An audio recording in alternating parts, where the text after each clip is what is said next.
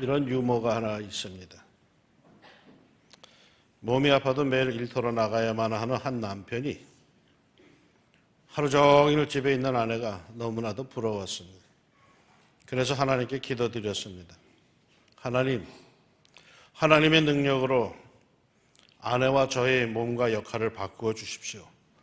저도 좀 쉬고 싶습니다. 그래서 하나님께서 그 소원을 들어주셨습니다. 다음 날 아침 남편은 아내가 되고 아내는 남편이 되어 깨어났습니다. 출근한 남편을 위해서 아침을 준비하고 아이들을 깨워서 학교 갈 준비를 시키고 아침 식사를 하게 한 후에 점심을 챙겨주고 학교에 데려다 준 후에 집에 오자마자 그날 해야 할 빨래를 세탁기에 넣고 그날 드라이 클리닝 해야 할 옷을 세탁소에 맡기고 오는 길에 은행에 들려 전기세와 전화세를 내고 마켓에 들려 저녁 식사거리를 사가지고 집으로 돌아왔습니다. 오자마자 침대를 정리하고 집안 청소를 하기 시작합니다. 오후 2시가 되었습니다. 벌써 아이들을 데리러 가야 할 시간이 되었습니다. 급히 학교로 뛰어갑니다. 집으로 돌아오는 길에 그날 오후에 해야 할 일과 그날의 축제에 대해서 아이와 옥신각신 다투었습니다. 그러나 최대한으로 친절한 엄마가 되기 위해서 끓어오르는 화를 꾹 참았습니다. 아이들 간식거리를 챙겨주고 텔레비전을 보게 한 뒤에 아이들 곁에서 옷을 다렸습니다. 오후 4시 반이 되었습니다. 이제 저녁 식사거리를 준비해야 합니다. 마켓에서 사온 저녁 식사거리를 다듬기 시작했습니다. 나물을 다듬고 국거리와 찌개거리를 다듬고 준비했습니다. 저녁 식사를 차려준 후에 식구들과 그날 있었던 이야기를 잠시 나누고 그 후에는 설거지를 하고 부엌을 정리한 뒤에 빨래를 접어서 넣고 아이들 숙제를 감독했습니다. 밤 9시가 되자 아이들을 씻게 한 후에 잠자리에 들도록 했습니다. 하루 종일 정신없이 보낸 후라 이때쯤 되면 거의 파김치가 되었습니다. 그러나 그것으로 하루의 일과가 끝난 것이 아니었습니다. 이제는 남편과 사랑을 나누어야 했습니다. 그래야 남편이 불평하지 않기 때문입니다. 다음 날 아침 일어나자마자 그는 하나님께 다시 무릎을 꿇습니다. 하나님, 제가 잘못 생각했습니다. 아내는 늘 집에서 편히 쉬고 나만 뼈 빠지게 밖에 나가서 일한다고 생각한 것을 용서해 주십시오. 이젠 알았사오니 저를 다시 남편으로 돌려보내 주옵소서. 그러자 하나님께서 이렇게 말씀하셨습니다. 내 아들아, 어제 하루 동안 많은 것을 배웠을 줄로 안다. 네 소원을 들어주마. 그러나 앞으로 10개월은 기다려야겠다. 어제 저녁 남편과의 잠자리로 인해서 너는 지금 임신 중이다. 유머죠. 그런데 우리는 서로 참 모릅니다. 잘 안다고 하지만 생각해보면 실은 아는 게 별로 없습니다. 서로를 그 누구보다도 잘 안다 하면서도 실상 모릅니다. 이 세상에 수많은 사람들이 있습니다만은 이 수많은 사람들을 딱 둘로 나눌 수가 있습니다. 남자와 여자죠. 딱 둘입니다. 그럼에도 이 둘은 서로 몰라도 너무 모릅니다. 그러니 이 둘의 관계를 넘어선 벗어난 다른 수많은 관계들 속에서 사는 우리들은 서로에 대해서 뭘 제대로 알겠습니까? 그저 늘 오해이고 늘 편견의 연속입니다.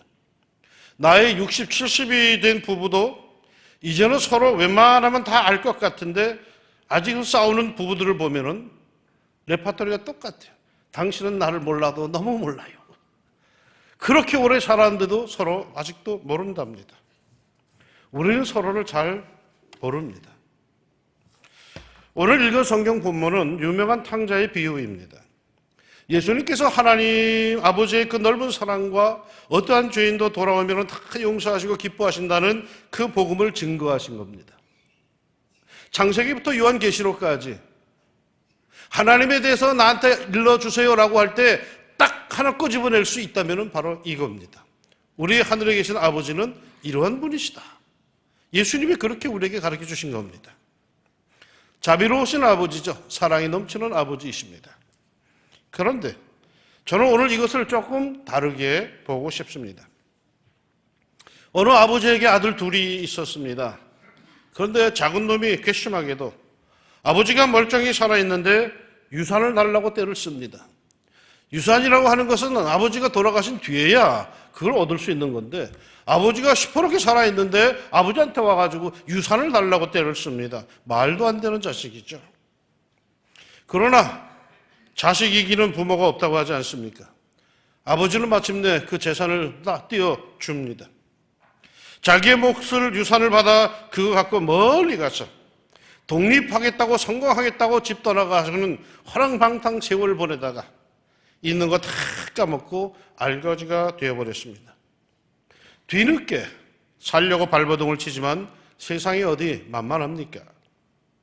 돼지보다 못한 비참한 처지에 떨어진 뒤에야 고향 집을 기억해내고 용기를 내어서 아버지께로 돌아갑니다. 그 아버지는 둘째가 유산을 받아 가지고 나가는 그 순간부터 그놈이 망할 것을 예상하고 늘 대문을 열어놓고 언제나 돌아오려나 기다리고 기다립니다. 어떻게 안오냐고요? 어느 날 저 멀리서 거지 행색의 한 사람이 나타나자마자 저놈이 바로 내 아들이다 판단하고 이 아버지는 버선발로 달려갑니다. 아니 왜 거지를 보자마자 자기 아들이라고 했겠습니까? 이미 예상했다는 거겠죠. 이 아버지 아들의 신분을 이미 포기했다며 그저 모습으로나 받아달라는 그 알거지된 둘째 아들을 향해서 무슨 소리냐 너는 여전히 내 아들이다 하며 돌아온 둘째를 위해서 잔치를 벌입니다.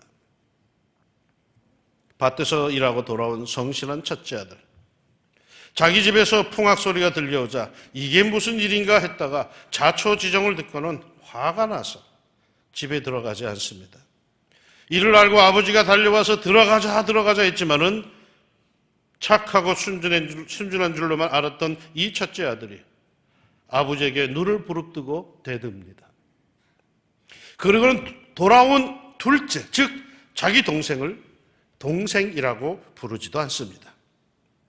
이놈은 이제 자기에게 돌아올 남은 재산마저 축 내려고 돌아온 음흉한 놈이라고 그렇게 판단을 합니다. 그놈은 능히 그럴 놈이라고 주장을 합니다.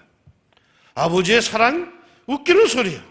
아버지는 그동안 자신에게 염소 새끼 한 마리 즐기라고 준 적이 없을 정도로 인색한 구두쇠였다라고 자기가 자기 아버지를 가장 잘 안다고 소리를 높입니다.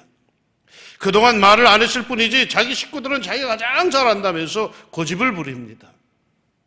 그래야 모처럼 그 집안에 풍류 소리가 나다가 갑자기 어색함이 흐릅니다. 아들이 집을 나가 오랫동안 허전하던 집안에 마침내 그 아들이 돌아와서 생기가 돌며 화기애애한 분위기가 연출된 직전에 거저 찬물이 쫙 뿌려집니다. 왜 그렇게 되었을까요? 아버지의 사랑, 자식들이 모릅니다. 퍼주고 또 퍼주어도 더 주고 싶은 그 아버지의 마음, 자식들은 모릅니다. 그뿐 아니죠. 자식들은 서로도 잘 모릅니다. 그래서 늘 서로 다툽니다. 저 녀석이 나보다 뭔가 더 가져가지 않을까? 내게 돌아올 것이 엉뚱하게도 동생에게 돌아가는 것은 아닐까? 오랜만에 왔는데 뭐 좀 가져갈 게 없나? 이들은 정말 서로 잘 모릅니다. 같은 핏줄이라고 여겨서 의뢰 잘 안다고 여기지만은 실은 서로 모릅니다. 내가 너를 낳았는데 아무리 내가 널 모르겠니? 내 동생이야. 내가 잘 알아. 우리 아버지? 내가 모르면 누가 알겠냐? 식구들끼리, 가족끼리 서로 의뢰 잘 안다고 여깁니다. 그래서 어떨 때는 말을 함부로 합니다. 상처를 줍니다. 그러고도 그 사실도 모릅니다. 자기의 아들이, 자기의 딸이 평생 상처받고 산다는 걸 좀 모릅니다. 그러면서도 자기는 식구들을 가장 잘 안다고 큰 소리 치며 삽니다. 그러나 정작 그들은 서로 모릅니다. 안다고 생각할 뿐이지 실제로는 모릅니다. 그래서 대화를 해도 피상적이요, 상투적이요, 깊이가 없습니다. 상대방의 시면에 닿지 않는 자기 소리만 하다가 끝이 납니다. 오랜만에 만나서 반가운 대화를 한다고 하는데 뭔가 어색합니다. 허전합니다. 그러게 모처럼 만나서 대화를 시작하면 결국은 늘 다투게 됩니다. 그리고 돌아올 때 내 다시는 오나 봐라 하면서 문을 나섭니다. 누구 이야기? 설 명절에 모이는 우리들의 집안 이야기, 우리들의 이야기가 될 수도 있습니다. 탕자의 비유를 묵상하다 보면 마치 명절에 모처럼 만나는 우리네 집안 이야기와 비슷한 면이 있습니다. 정말이지 오랜만에 만났습니다. 보고파서 만났습니다. 오고 가는 수고도 마다하지 않고 기꺼이 고생하며 찾아갔습니다. 끌어안고 얼싸안고 그리 만났습니다. 세월이 갈수록 얼마나 보고픈 얼굴들입니까? 그런데 반가움은 그때 잠시뿐, 조금 시간이 흐르면 갈등의 기운이 흐르기 시작합니다. 다툼의 조짐이 보입니다. 그리고 마침내 말을 함부로 합니다. 서로 짐스러워하고 귀찮게 여깁니다. 즐거움은 만나는 그때뿐, 조금 지나면 불편해지기 시작합니다. 손주가 왔는데 그 할머니 권사님이 손주가 명절에 왔다고 하나님께 감사한금 5,000원을 드렸대요. 명절 끝나고 가자, 감사한금 얼마 드렸다고요? 5만 원을 드렸대요. 그때뿐이지 자꾸만 부담스러워지기 시작하는 거예요. 왜 그럴까요? 우리는 서로 모릅니다. 서로 잘 안다고 아는 체 하며 말하지만 실은 잘 모릅니다. 내 새끼지만 내가 잘 몰라요. 내 부모지만 내가 잘 몰라요. 우리 서로 잘 몰라요. 그러기에 말이죠. 명절에는 모처럼 만났을 때는 반드시 필요한 게 있어요. 떡국보다 더 필요한 게 있어요. 놀이문화. 놀아야 돼. 놀면서 서로를 알아가야 돼. 아이들에게만 놀이가 필요한 게 아니에요. 명절엔 말이죠. 가족 모두가 쉬는 게 아니라 놀이를 함께 해야 해요. 윷놀이를 하든 주사위 게임을 하든 뭔가 함께 놀이 문화를 가져야 합니다. 반갑다며 인사하고는 그냥 가만 앉아 있으면은 줄창 텔레비전만 쳐다보고 앉아 있으면 만남의 의의가 사라집니다. 서로 함께 움직이고 함께하며 서로를 알아가야 돼요. 예전에 우리 집에 세배로 오는 이 청년들에게 저는 늘 빳빳한 1,000원짜리 한 장을 세뱃돈으로 주곤 했습니다. 청년들뿐만 아니라 세배하러 오는 모든 사람들에게 나는 그렇게 1,000원짜리 빳빳한 걸 한 장씩 줍니다. 왜 줄까요? 그거 판돈입니다. 곧 이어서 나는 윷판을 벌입니다. 그리고 그 돈을 다 회수합니다. 빳빳하기 때문에 숨길 수도 없습니다. 그거 다 회수하려면 내가 얼마나 소리를 질러야 할까요? 때로는 고집도 부리죠. 때도 부리죠. 홈그라운드의 이점을 살리죠. 그리고 그렇게 서로를 소리 지르면서 생떼를 쓰면서 웃으면서 윷놀이에 열중하다 보면 서로를 알아가게 됩니다. 우리 집 아이가 초등학교 1학년 때 오락기를 사달라고 떼를 써서 오락기를 사준 적이 있습니다. 자기 혼자 열심히 하다가 가끔 나에게 와서 시합하자고 할 때가 있습니다. 당시 저도 젊은 나이기 때문에 전자오락에는 일가견이 있던 사람입니다. 내 순서가 되면은 여간에서 나는 잘 죽지 않습니다. 그랬더니 이 녀석이 기다리다 지쳐서 옆에서 아빠 죽어라, 아빠 죽어라 합니다. 처음에는 별로 귀에 거슬리지 않았는데 가만히 듣고 있으려니까 아들이 아버지를 보고 죽어라, 죽어라 하고 기분이 좀 상하더라고요. 그런데 그렇다고 해서 죽을 아버지가 세상에 있습니까? 더 오래 삽니다. 근데 웬만큼 아이와 경쟁을 하듯이 몰두하다가 문득 내 자신을 보니까 좀 한심하다는 생각이 들었습니다. 다 큰 어른이 애들이나 하는 전자오락을 아이들에게 지기 싫어서 밤새 큰 소리 치면서 함께하고 있다? 그런데도 기분이 나쁘지 않았어요. 왜요? 오락 자체는 유치한 것이지만 상대방은 내 아들이기 때문입니다. 아이와 함께하는 행동, 함께하는 시간들을 통해서 나는 아들을 배우고 아들은 애비를 배우고 서로가 서로를 이해하며 포옹하는 법을 배워갑니다. 이번 설에 함께 모일 때 자신의 가족들을, 식구들을 이미 잘 안다고 생각하지 맙시다. 잘 안다고 함부로 말하지 맙시다. 특별히 조카들에게 함부로 말하지 말고 친척들에게 함부로 말하지 맙시다. 아는 체 하면 넘겨짚지 맙시다. 설, 왜 설이라고 하는지 아십니까? 설이라고 하는 말은요, 익숙하지 못하다, 삼가하다라는 뜻에서 왔답니다. 순 한글말에. 그러기에 설익다, 어설프다라는 단어가 있답니다. 설, 새해 첫날이기에 익숙하지 못하다는 겁니다. 즉 새해가 시작되어서 모든 게 새롭고 서툴다는 겁니다. 그 전까지 알던 것은 다 잊어버리고 새롭게 맞이하는 것입니다. 그래서 서툽니다. 그래서 때로는 설설깁니다. 그 전까지 알던 자식은 잊읍시다. 그 전까지 내가 알던 아버지, 어머니는 다 잊어버리십시다. 그 전까지 알던 일가, 친척들, 내 형제들 모두 잊어버리십시다. 설날에는 말이죠, 새로운 사람들을 만나는 겁니다. 그런 심정으로 만나는 겁니다. 그러기에 서툽니다. 서툴기에 조심스럽습니다. 서툴기에 상대방을 먼저 의식하게 됩니다. 먼저 큰 소리 치지 말고, 먼저 넘겨지지 말고. 일명 돌아온 탕자의 설날은 이렇게 자기가 식구들을 누구보다 잘 안다고 하는 사람들 때문에 썰렁함이 그 집안에 가득해졌습니다. 그러나 우리들은 그리하지 맙시다. 새롭게 맞이하는 가족들입니다. 선입견을 버리고 모두가 새롭게 새로운 기대와 축복의 마음으로 서투른 마음 자세로 우리가 함께 만납시다.